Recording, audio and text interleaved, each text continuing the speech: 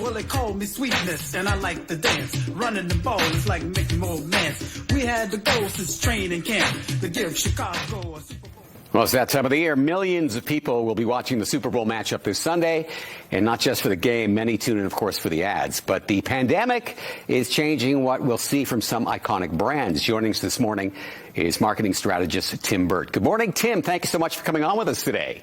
Thanks for having me, Mike. Appreciate it. So this year, a 30-second ad is expected to cost about, $5.5 million US, but apparently Yes. Advertisers a little hesitant to spend that? Some are. Some have bowed out. Big names that we normally see, Anheuser-Busch, Ford, Facebook, Hyundai, they've just decided to stick their money in other projects and whatever. And it's kind of hard to, it's hard to fault them, really. Buying habits have changed, buying attitudes have changed. And, so that means we're going to see a lot of new advertisers this year, though. It does kind of make sense, but by the same token, I think there will be so many people paying attention. People are starved for entertainment. They certainly love their sports. So I guess there are two ways of looking at it, Tim. Well, there are, a lot of people look at the commercials as escapism, and they look at the game as escapism. It puts the cap on the NFL season. But also, if you think of Super Bowl commercials really as a snapshot of where we are as a society and a country, it's going to look a lot different. We're going to see probably a mix. You're going to see some humor for sure, but you're also going to see a lot of commercials, I think, that have a real serious tone to them as well. So with so many companies not buying spots, we're hearing, obviously the prime advertising slots not even sold out this year. Who do you think are going to be taking these spots, Tim? Well, you have 19 new advertisers this year, among them Vroom, Chipotle, Indeed.com, and believe it or not, Robinhood, the investing app at the center of all this trading controversy, is running a Super Bowl ad. I about fell out of my chair when I found that out this morning. So you've got a lot of new advertisers. Dr. Squatch, the soap, viral videos all over YouTube, they're running a Super Bowl commercial for the first time ever. So you're going to see some new advertisers pop up this year.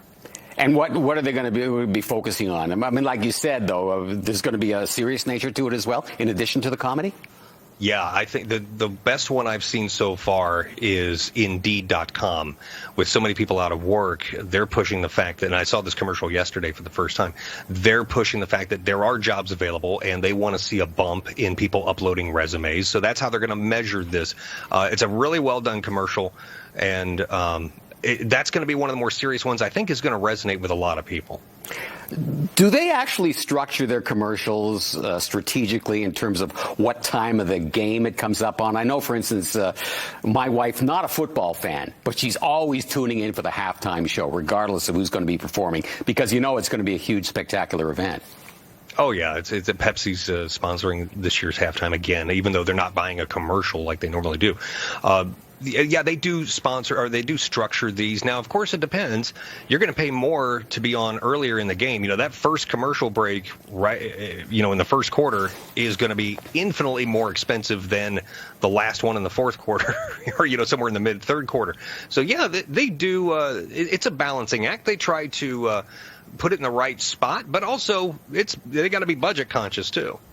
There's always somewhat of a gamble when you're dealing with a sporting event, even if it is the Super Bowl, Tim. I mean, these look like, you've got Kansas City and you've got Tampa, you've got Brady against Mahomes. It looks like it's going to be a really good contest. But there have been some Super Bowls where it's a blowout in the first half, and then all these advertisers must sit back and go, I spent all this money. Now not as many people are watching the game in the second half as they did in the first half.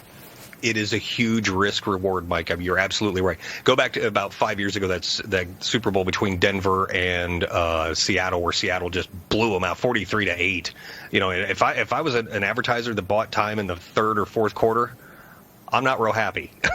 So, yeah, it is a risk reward. And all of these sporting events are risk rewards. And maybe not quite as much excitement from a fan perspective, although they are allowing 22,000 fans in there. And those 22,000 are going to sound like there's 100, I would think, 100,000. And I also saw the story about the company that's going to be printing all the cardboard cutouts, which we've seen in many other events, but usually in little sections. But apparently the cardboard cutouts are going to go anywhere there aren't fans. So the place is going to look full.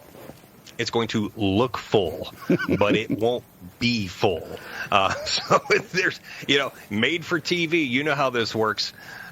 So it'll be interesting on so many different levels this year, and I'm really curious to see how CBS and the NFL are going to pull this off and make it feel like a real game. I mean, it is, but it's going to be different. Well, they've had some practice, so I think they'll be ready to go. Sure. Thank you so much for coming on, Tim. Thank you.